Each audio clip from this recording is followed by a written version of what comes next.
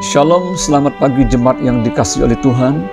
Kembali ke dalam renungan pagi kali ini, Minggu 20 Februari 2022, dengan judul Belajar dari Yesus yang lemah lembut, terambil dari Matius 11 ayat 29.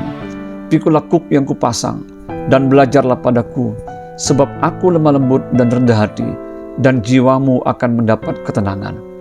Saudara, pagi ini kita akan belajar tentang kelemah lembutan. Kelemah lembutan bukanlah seperti yang kita bayangkan, yaitu misalnya sebagai sifat lemah gemulai di dalam berkata-kata yang biasanya dipakai untuk menunjukkan sifat kaum perempuan. Ternyata kata lemah lembut memiliki pengertian yang sangat dalam. Kelemah lembutan adalah salah satu dari buah roh, dan Yesus pernah berkata demikian, "Berbahagialah orang yang lemah lembut, karena mereka akan memiliki bumi." Matius 5 ayat 5. Bahkan dia mengajak para muridnya untuk belajar dari dirinya yang lemah lembut. Matius 11 ayat 29. Di dalam Kamus Besar Bahasa Indonesia, kata lemah lembut diartikan baik hati, tidak pemarah, dan ramah. Sangatlah tepat bila dikatakan Yesus adalah pribadi yang ideal sebagai contoh pribadi yang paling lemah lembut, karena dia sangat baik dan menerima setiap orang yang mau datang kepadanya dalam keadaan apapun, dan dia sanggup memulihkan segala-galanya. Ada beberapa alasan mengapa Tuhan Yesus mengajak para muridnya untuk belajar dari dirinya, seorang sosok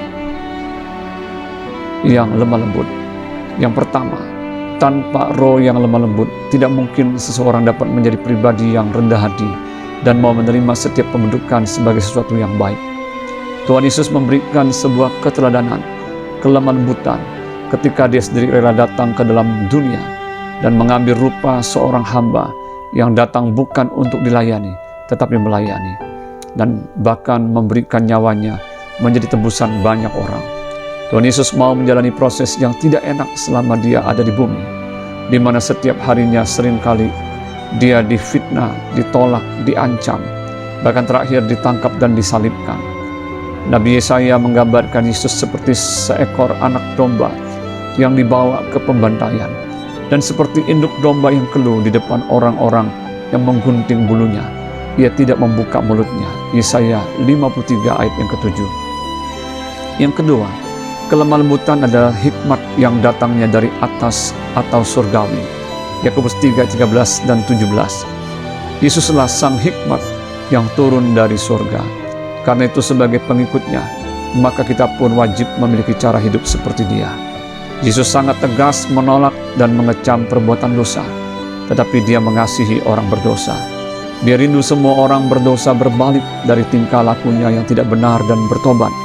Oleh sebab itu tidak heran bila kita melihat kehidupan Yesus itu tidak munafik, tidak memihak, dan tidak mementingkan diri sendiri. Hidupnya adalah hidup yang penuh kasih, peduli, dan mempersembahkan dirinya sebagai korban hidup bagi kepentingan keselamatan banyak orang.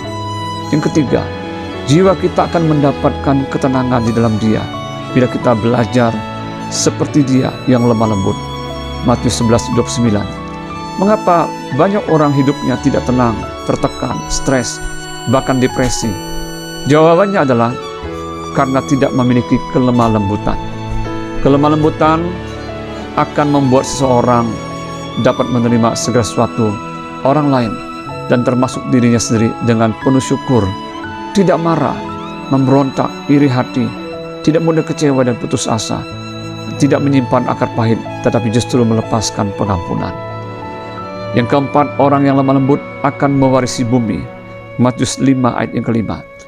Ayat ini sangat berhubungan dengan Mazmur 37 ayat 11 yang berbunyi demikian, "Tetapi orang-orang yang rendah hati akan mewarisi negeri dan bergembira karena kesejahteraan yang berlimpah-limpah."